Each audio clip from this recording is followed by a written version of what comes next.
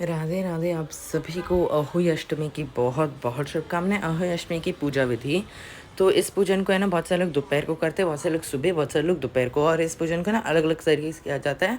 हर state में अलग तरीके से पूजन किया जाता है। तो आप चाहे तो इसको है ना आप डायरेक्ट फ्लोर के नीचे हम आप लीप के भी कर सकते हो, या चौकी बिछा के उसका लाल कपड़ा भी बिछा सकते हो। हमारे पे तो लाल कपड़ा बिछा दिया जाता है चौकी बिछा के। हम तो है ना अपने घर के मंदिर में कर लेते हैं, और हमारे घर के लोग है ना क्या करते हैं कि चौकी बिछाते हैं। तो हमारा घर के मंदिर में जगह होती है तो फिर हम कर लेते हैं। तो आप भी देख लेना। फिर अहोई अष्टमी की माता की हम फोटो स्थापित करते हैं। आप तो चावल बाजरा या गेहूँ से आसन दे सकते हैं। हमारे यहाँ पे तो गेहूँ यूज़ किए जाते हैं।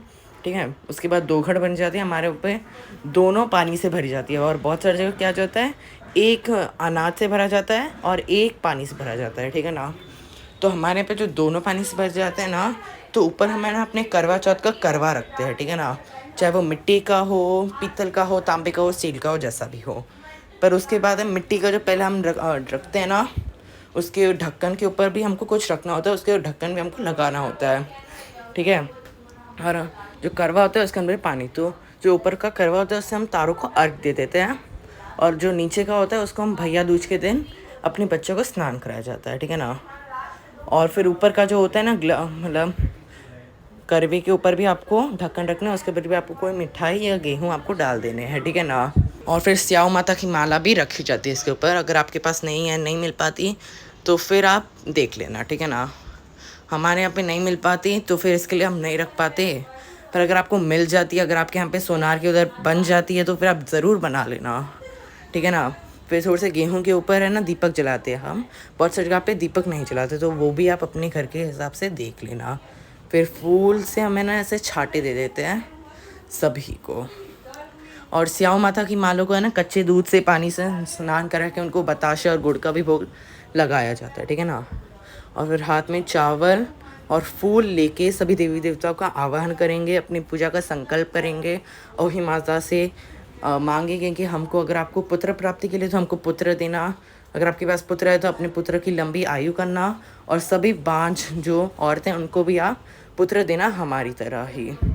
फिर कलावा हमारे यहाँ पे तो ऊपर से बनाए, बहुत सारी जगह पे ना दोनों पे करवा जो होता है ना उसके ऊपर पहले से कलावा चढ़ा देते हैं, और फिर अहोई माता को भी हम चढ़ा देते हैं।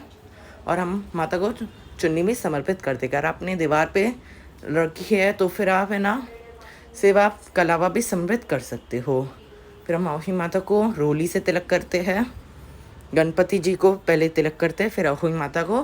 फिर फोटो में जितने भी दिए, चांद, सूरज, कुंभारण, 7 लड़के, 7 उनके बहुएं, सभी को, स्याऊ, गाय वगैरह सबको। ठीक है ना। जितने भी, और नीचे बहुत सारी जगह पे देवी देवता दिए जाते हैं, बहुत सारे फोटो में नहीं दिए जाते। अगर आपके यहाँ पे दिए तो फिर उनको भी आप तिलक कर लेना। फिर 2 घड़ को भी तिलक करते हैं, दीपक को भी करते हैं, और फिर अपने पुत्रों को भी आप तिलक कर देते हैं। बहुत सारी जगह पे नहीं किया जाता, वो भी आप अपने घर के हिसाब से देख लेना। फिर हल्दी समर्पित करते हैं। ठीक है ना। तो आप वो भी कर लेना। ठीक है, सभी को आप तिलक कर लेना, गणपति जी को। और अहोई माता की फ़ोटो भी बहुत अलग अलग तरीके की आती है, बहुत सारे जगहों पे अलग अलग होती है, तो वो भी आप देख लेना। फिर हम 2 घड़ को भी तिलक कर लेंगे। ठीक है ना, हल्दी से। फिर दिए को भी। उसके बाद गणपति जी को हम दूर्वा घास समर्पित कर देंगे, और सभी को हम फूल समर्पित कर देते हैं। ठीक है ना। अगर फूल ना मिले तो बिना फूलों के भी आप इस पूजन को कर सकते हो। फिर कुछ भी मीठा बनाया जाता है, पूड़ी, रोटी, सब्ज़ी, चावल आदि भी बनाते हैं। बहुत सारे वो भी चढ़ाते, बहुत सारे नहीं चढ़ाते। और फिर आप फल भी चढ़ा देना। और फिर बायना चढ़ाया जाता है। बायने में देखो साड़ी, सूट, ब्लाउज़ का कपड़ा आप चढ़ा सकते हो अपने सासू माँ के लिए। अगर आपकी सासू माँ सुहागन है तो इसके ऊपर आप सुहाग की सामग्री भी चढ़ा देना। अगर आप सास को नहीं देना चाहते, अगर आपकी सुहागन नहीं है, तो फिर आप है ना इस ननंद या जेठानी को भी दे सकते हैं, मंदिर पंडिताइन को भी दे सकते हैं, किसी गरीब को भी। ठीक है। फिर हाथ में हमारे यहाँ पे तो गेहूँ लेते, बहुत जगह बाजरे या चावल लेते हैं, और एक लोटा रखते हैं, उसके ऊपर 13 टिक्की करते हैं। और फिर हम अहोई माता की कथा सुनते हैं। अहोई माता की, विनायक जी की और स्याऊ माता की। बहुत सारी जगह पे सिर्फ एक ही जो आती हैं, सब पे ऑल इन वन, मतलब सिर्फ अहोई माता की कथा जिसके अंदर सब आ जाती है। बहुत सारी जगह अलग अलग कथाएं सुन जाती, तो जैसे आपके यहाँ पे तो वैसा आप कर लेना। फिर थोड़े से गेहूँ के दाने हमको लोटे के अंदर डाल देने हो। अगर आप दोपहर को पूजा करते हो फिर चंद्रमा को अर्घ दे देना, सूर्य देवता को, सॉरी। अगर आप शाम को कर रहे हो तो फिर वो भी आप तारों को अर्घ दे देना।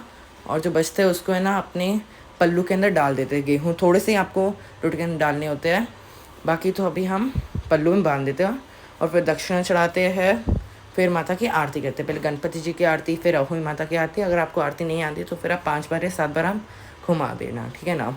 और अगर आप अखंड ज्योत की स्थापना करते हो तो उसको आपको नहीं लाना है, आपको एक कपूर से भी आरती कर सकते हो, दूसरा दीपक या प्रज्वलित कर सकते हो, ठीक है ना।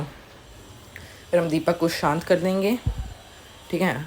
और माता से हाथ जोड़कर अगर आपको पुत्र प्राप्ति के लिए तो फिर आप मांगना माता से, हे माँ, जैसे आपने सबकी झोलियाँ भरी हैं, मैं से मेरी भी भर लेना। अगर आपके पास पुत्र है तो फिर उसकी लंबी आयु के लिए, और हाथ जोड़ के मांगना, हे माता, जैसे जैसे आपने मुझको पुत्र दिया, जैसे सभी बांझ औरतों को भी देना, जिसको पुत्र चाहिए उनको भी आप दे देना। अगर आपको पुत्र प्राप्ति के लिए तो जैसे माँ आप मेरे को झोली भरोगे वैसे ही सबको झोली भर लेना, ठीक है ना। और यही पूरा संपूर्ण हो जाता है। फिर वो ऊपर का जो लोटा है वो हम उठा देते हैं चंद्रमा को अर्घ देने के लिए, ठीक है ना। बहुत सारे लोग नहीं उठाते, और जो नीचे का जो जल होता है वो हमें ना भैया दूज के दिन अपने बच्चों को नहलाते हैं, ठीक है ना। तो आप अपने घर के हिसाब से देख लेना, हमारे तो ऐसा होता है। अगर आपको कोई भी सवाल है तो फिर आप कमेंट्स बॉक्स में ज़रूर पूछ लेना। अगर आपको वीडियो अच्छा लगा तो फिर मेरे चैनल को सब्सक्राइब करना, इस वीडियो को लाइक करना, ज़्यादा से ज़्यादा शेयर कर लेना। बायना भी आप अपनी सास को जेठानी मैंने बता दिया, ठीक है ना। जय माँ अहोई, आप सभी की संतानें सदा रहे, ठीक है ना। जय स्याऊ माता, आपकी जय जयकार हमेशा होती रहे। अहोई माता की जय माँ।